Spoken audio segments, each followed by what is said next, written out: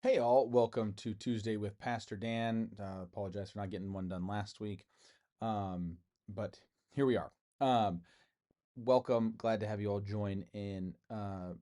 There has been a plethora of, hence the suit. There's funerals that I've had to just go to over the last couple weeks, actually.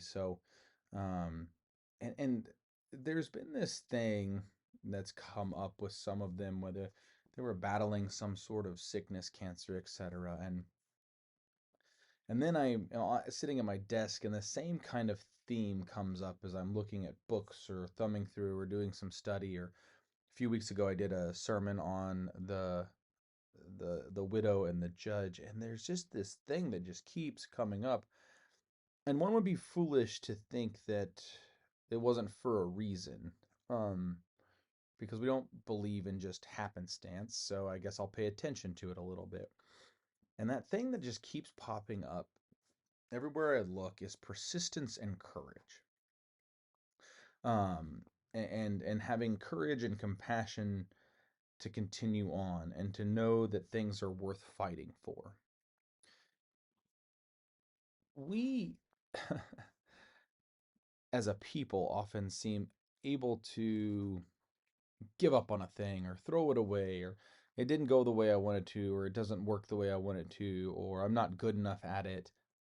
I just always want to say yet. And with some of my athletes and stuff, it's yet, but we have to keep going. There's been a theme that I got from someone: outwork everyone. And I think that's the persistence portion. The widow continues to go to the judge, persistent, persistent. She knows her life can be changed. And she does it courageously and without, she just won't relent. And I think that's how our lives are supposed to be. There are going to be times when it doesn't take courage, it doesn't take persistence, things are fine. But I do see a lot of our lives on the whole are filled with the necessity to be persistent in them and to be courageous in them, to battle and fight, because, well, life isn't just a simple test. It's not just a simple thing that we wander into. It can be difficult. And I also think, though, be bold enough to try or do something we've never done before. I know I've brought up this book before, Warrior of the Light, with by Paulo Coelho. Um, the Warrior of the Light knows the value of persistence and courage.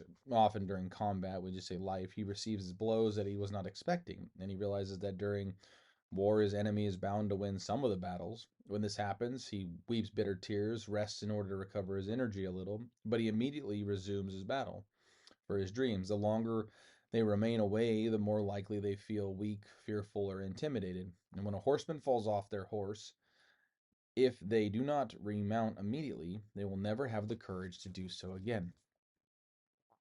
You know, Rocky, it's not about how hard you can hit, but how many times you can be hit and keep going. I have a John Wayne thing up there that says courage is being too scared, is being so scared but saddling up anyway. And then, but it's also comes from recognizing that it's all worth fighting for. This is all worth fighting for. Our lives, the moments, our families, all of this stuff is worth fighting for. It's worth it. It's not something that we can just passively say, it's good enough. But it really is. This is all worth fighting for. And so when we feel worn out and we feel beaten down, that we can step in and have the persistence and the courage as people of faith, because scripture calls us to it. Persistence builds character. Persistence, endurance, endurance can character. Paul talked about it. Recognize that this is worth it. All of this is worth it. It's worth fighting for. So maybe we all approach life every day with persistence and with boldness and courage as people of faith who trust in a God whose promises are fulfilled and keep us going. May you all be blessed. Look forward to seeing you soon.